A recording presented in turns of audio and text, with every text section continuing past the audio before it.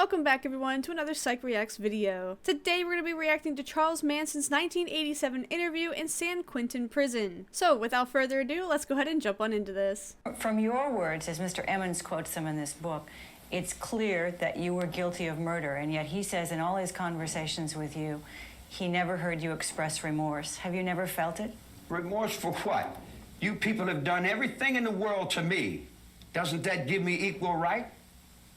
I can do anything I want to you people at any time I want to, because that's what you've done to me.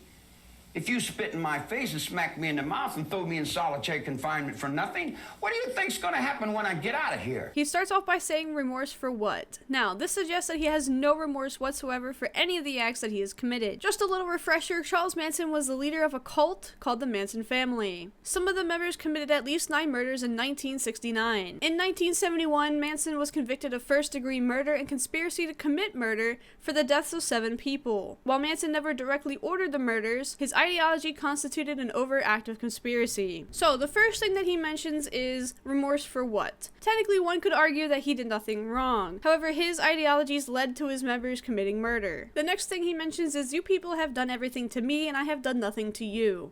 Now, this is his narcissism speaking. People with narcissistic personality disorder may not care or lack the ability to understand people's feelings. Manson is acting like he has nothing to do with the murders. Now, while he may truly believe this, it is not necessarily true. For example, if you look at the people who have committed the crimes in his cult, they actually believe that Manson was the one who told them to go do it. They believe that he inspired them to do these heinous crimes, therefore committing the murders. Moving forward, the interviewer asks if he feels guilty about what he's done. Let's go ahead and take a look.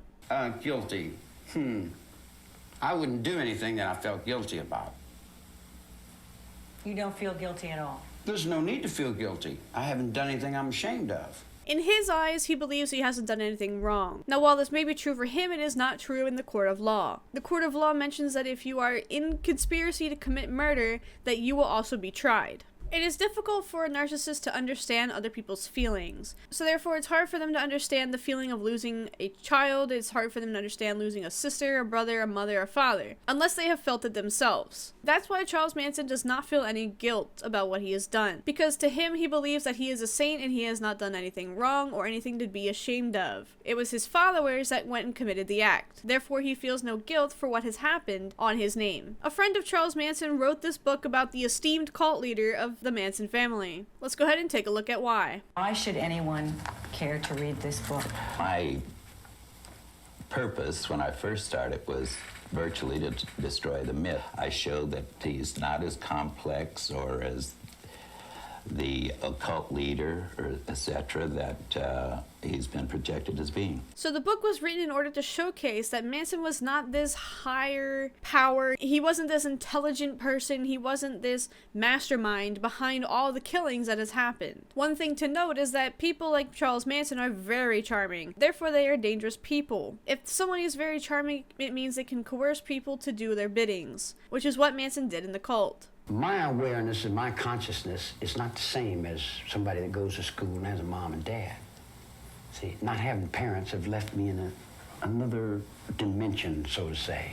So he believes that not having parents is a result of him. He believes that his parents are at fault for the outcome of his life. Somebody who is raised right, goes to school, is well taken care of, is going to have a different mindset than somebody who doesn't have anyone to care for them. Their life will be different because they will be focused on themselves. They will have to learn how to live for themselves, feed for themselves, take care of themselves, and somebody who is well taken care of doesn't have to worry about that so much because they have people who will do it for them. All they have to worry about is becoming that success that he was talking about earlier. Making sure that when their parents go, they are able to be sustained on their own. However, for Manson, it's different because his life starts at that self-preservation. He instantly has to worry about himself at an age that he should not have to start worrying about himself yet. That's why he believes he is put into a different dimension, because he sees life from a different perspective.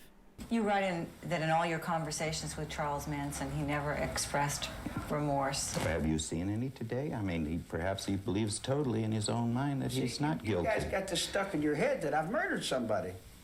You've got it stuck in your brain that I murdered somebody. What do you want to call me a murderer for? I've never killed anyone. I don't need to kill anyone. I think it. I have it here. So Manson believes that he has not murdered anybody, which is technically true. He physically has not touched anybody and killed someone. However, it's his reasoning and his ideologies that have caused people to go murder for him. Now, we don't know everything behind the scenes, obviously. It's very possible that he has talked people into murder. I believe there was this one house that he's told like 3 or 4 kids to go into and murder the whole family, because they were going to do something to them if they didn't. So this type of manipulation causes people to follow him because he feeds off of fear. In my whole life, I've burglarized a grocery store, sold some nickels and dimes, busted open a stamp machine, stole a few automobiles, and cashed a couple checks. I'm a petty car thief. I've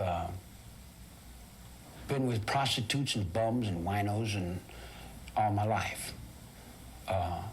This street is my world. I don't pretend to go uptown and be anything fancy. I can, but I find more real in the world that I'm in than I do the tinsel.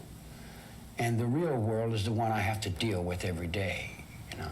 So he's talking about the real world being the streets, right? So everybody lives in this fancy, protected world, right? And then Manson lives in the real world where things actually go wrong. And when things go wrong, it leads to death, destruction, drugs, that type of business. Is he just a result of not having a mother and a father in his life? Is he just a failure in life? Is he just a convict that convinced high-risk teenagers to follow him in suit? Were they looking for a fatherly figure and he provided that? We don't know everything behind the scenes, at least I don't. If you have any other videos about Charles Manson, do drop them in the comments below and I'll be sure to check them out next. But that's going to do it for this one. If you did watch and enjoy, be sure to drop a like down below. Also, let me know your thoughts in the comments as well. Make sure if you haven't already to hit that subscribe button so you don't miss out on future videos, and I'll catch you in the next one. Peace!